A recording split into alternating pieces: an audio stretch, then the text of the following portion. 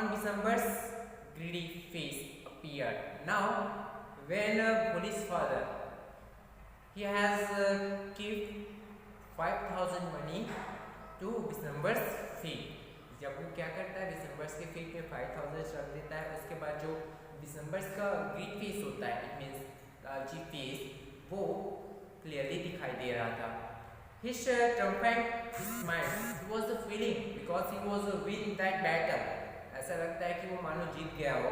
इस तरीके से उनकी वो स्माइल क्या कर रही थी, ऑब्जर्व करा रहा था. He had gambled and won. Give me the garland, he announced. When he was just playing gamble, and definitely he have won. That's why his announcement. And what was the announce? Give me the garland. आपको क्या करता है, एक Gamble खेला हुआ था जिसको हम जुआ बोलते हैं. एक गैम्बल खेलता है जिसमें वो जीत भी जाता है और इसलिए वो कहने लगता है कि मुझे गार्लेंड दो. और इसी से हो जाता है ना, जब हमारी जो डिज़ायर होती है वो फुलफिल होता है, वैसे ही वो खुश हो जाता है. अब कहने क्या लगता है कि जैसे suddenly another times will have sleep, दोबारा उनका बॉडी का जो घूंघट होता है वो नीचे खिसक जाता है. लेकिन इस बार क्या होता है, कंप्लीटली उनका जो ब्राइड का फेस था वो दिखाई देने लगता है. But this times for eyes were not downcast, लेकिन इस बार उनकी जो आंखें होती है किसकी, बॉडी की, वो नीचे नहीं होती. फाइनली इज द लुकिंग ऐसा स्ट्रेट, वो सीधा और सीधा क्या करती रहती है, देखने लगती है. एटलीस्ट वो क्या करने लगती है, उनका जो हस्बैंड था, मीन्स दिसंबर जो होने वाला हस्बैंड था, वो प्रॉपरली वो उन्हीं को देखती रहती है. उनका जो आइस होता है वो बहुत ज़्यादा एंग्री फील करने लगती है, हेट फील करने लगती है. एंड कुछ द कंटेंट, वो बहुत ज़्यादा उसको गुस्से से देखने लगती है. फिर क्या करने लगती है, दिसंबर राइज है ना, गार्लिंग टू प्लेस. जैसे दिसंबर क्या करता है, गार्लिंग जो माला होता है उसको अपने प्लेस से ब्राइड की नेक्स पे डालने वाला होता है. तब क्या करती है, बिफोर ही को डू सो, वो कुछ करती है. Boli's hand struck and light. तो भी बोली क्या करती है, अपने हैंड, जो दिसंबर का हैंड होता है, जैसे वो उसको क्या करने वाला था, गार्लिंग को उनके गले में डालने वाला था, तो बोली उसके हैंड को रोक देती है. Of lightning and the garland was flung into the fire. जैसे वो स्टॉप करती है, after that she have thrown on that garland on the fire. आग में उसको फेंक देती है. जैसे फेंकती है, फिर क्या करने लगती है, वो direct she got up and threw away the veil, अपने वेल जो घूंघट होता है उसको उठा लेती है और कहने लगती है, पिताजी मीन्स फादर. बोली is the clear loud voice because before that she was stammering, but now she is not stammering and this is the completely as the clear voice. पिताजी कहती है और इस बार उनकी जो वॉइस होती है वो क्लियर होता है. वो अपनी fathers, mother, sisters, brothers, relations and neighbours were startled to hear her speak without even the slightest stammer. सब सरप्राइज हो जाते हैं, जितने भी वहाँ पे पीपल्स थे, specially her fathers, her mother, her sisters, brothers, and everyone, neighbors or all persons with relations. Everyone were surprised because in this time she hasn't stammered any single words. यहाँ तक एक शब्द को भी वो क्या कहती, बिना हलाए वो डायरेक्टली बोलती है. पिताजी टेक बैक योर मनी, आप अपने पैसे वापस ले लीजिए. आपको पता है, आप यार इस मूवी को, लज्जा मूवी को देखना, ये सेम वैसा ही बना है जैसा हमारा जो चैप्टर है बोली, वैसे ही हमारा ये जो क्या है चैप्टर है बोली, वो बिल्कुल कॉपी बना है लज्जा मूवी का. आपको वैसे ही लज्जा मूवी इसी का मानो एक कॉपी है. तो आप इस मूवी को अगर कभी देखते हो तो आपको ये जो सीन है बिल्कुल आपको रियलाइज हो जाएगा. तो कहने लगती है कि आप अपने पैसे वापस रख लीजिए क्योंकि मैं इस पर्सन के साथ शादी करने नहीं जा रही हूँ. इट मीन्स वो क्या कर लेती है, she have refuses and she not want to marry with him. वो उनसे शादी करना नहीं चाहती.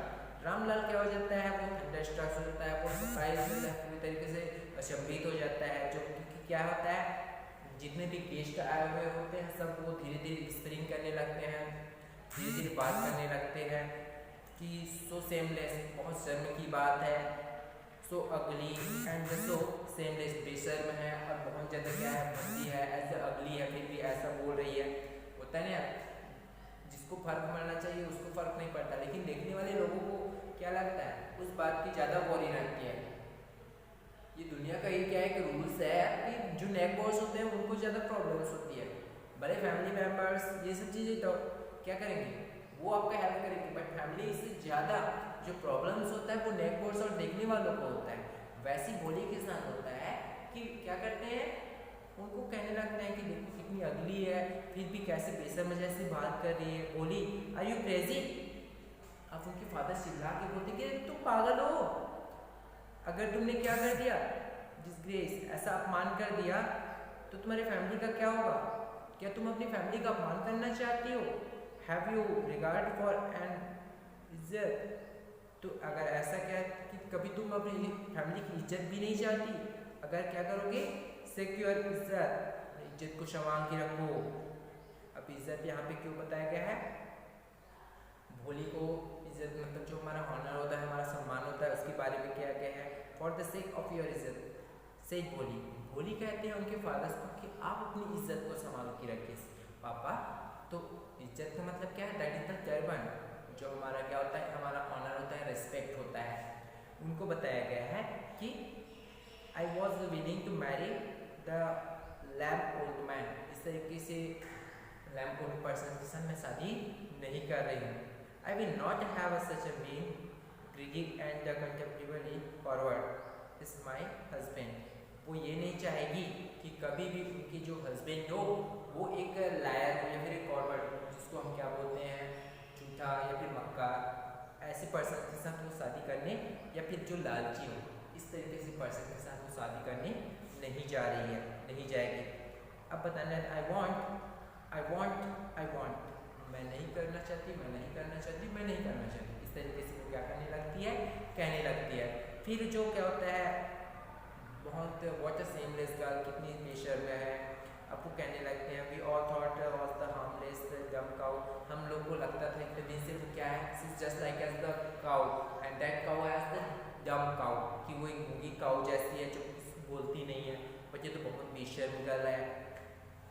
भोली turn violently on the old woman, जो ओल्ड वुमन खड़ी होती है उसकी तरफ भोली क्या करने लगती है, अपना फेस टर्न करती है, आंटी यू आर राइट, आप सही हो, you all thought I was डम ड्रिवन काउ, कि हाँ आप लोग सब सही हो कि मैं इतना दिन से क्या थी, डम काउ जैसी ही थी, तभी क्या करते हो, आप चाहते हो कि मैं क्या करूं, एक हार्टलेस जो पर्सन है उसके साथ अपना हाथ उनके हाथ में रख दो। मतलब ये बात दिसंबर के लिए बोल रहे हैं ना, कि आप लोग यही चाहते हो कि मेरा जो हैंड है उस पर्सन के हैंड में दूं जिसका कोई आर्ट ही ना है, लेकिन अब मैं क्या है, डम काउ नहीं हूं, आई एम नॉट अ डम cow, and who says this words, भोली। अब वो कहने लगती है कि क्या है, द स्टेमिंग स्पूल, जो आपको स्टेमिंग स्पूल करने लगती है, आपको क्लियरली बोल सकती है, क्योंकि वो क्या नहीं करती, स्टेमर्स नहीं करती। फाइनली वो बताने लगती है कि वो वापस अपनी पार्टी के साथ, जितने भी लोग उसके बारात में आए थे उनके साथ वो वापस चला जाए। फाइनली अब वो क्या करने लगती है कि the confused batsman thought he was the end of the ceremony and struck up of the closing song. अब वहाँ पे जितने भी लोग थे, जो बैंड मास्टर थे, उनको बोलने लगते हैं जो क्लोजिंग सॉन्ग्स होता है वो चला के फाइनली जो मैरिज है उसको स्टॉप कर दो। रामलाल क्या करता है, उस प्लेस पे खड़ा हो जाता है, मान लो कि जैसे उसका ग्राउंड से बाहर हो गया, वो खड़ा हो जाता है। His back the low with the weight of the grip and the same, वो अपने आप से शर्म से और दुख से क्या होता है, अपने आप को बेंड करने लगता है, झुकाने लगता है। फिर क्या होता है, जब सिगरेट फायर आग होता है वो जलता रहता है, तभी कहने लगती है स्लोली डाइट डाउन, अपने आप को धीरे धीरे बंद ऐसे फील करने लगता है। Every was gone, Ramlal turn to Bholi and say, सब के सब चले जाते हैं, तब भोली क्या करने लगती है, अपने फादर से कहती है but what about you, no one will ever marry you now. अब भोली से क्या करते हैं उनके फादर्स, लेकिन तुम्हारा क्या, कोई तुमसे शादी करने नहीं जाएगा। What shall we do with you, हम तुम्हारा क्या करेंगे। ये बात भोली को बताने लगती। तभी सुलेखा जो भोली थी वो कहती है कि क्या कहती है, एक वॉइस में, एक सैड वॉइस में कहती है कि वो अभी भी शांत और साफ है। फाइनली वो नहीं चाहती, वो वॉरी करना नहीं चाहती। पिताजी कहती है कि आप चिंता मत कीजिए, your old age I will serve you and mother and I will teach in the same school where I learn too much. वो कहने लगते हैं कि पिताजी आप जब ओल्ड हो जाओगे तब तक मैं आपका केयर करूँगी और माँ का भी, और मैं उसी स्कूल्स में टीच करूँगी जहाँ मैंने पढ़ना सीखा है। Isn't it right ma'am? वो अपने मैम से पूछते हैं, टीचर से, कि क्या ये सही है ना मैम करके। तो उनके जो टीचर्स होते हैं वो वहाँ पे कॉर्नर्स में खड़े होते हैं, जो कि पूरे ड्रामा जो हो रहा था उनको वॉच कर रहे थे।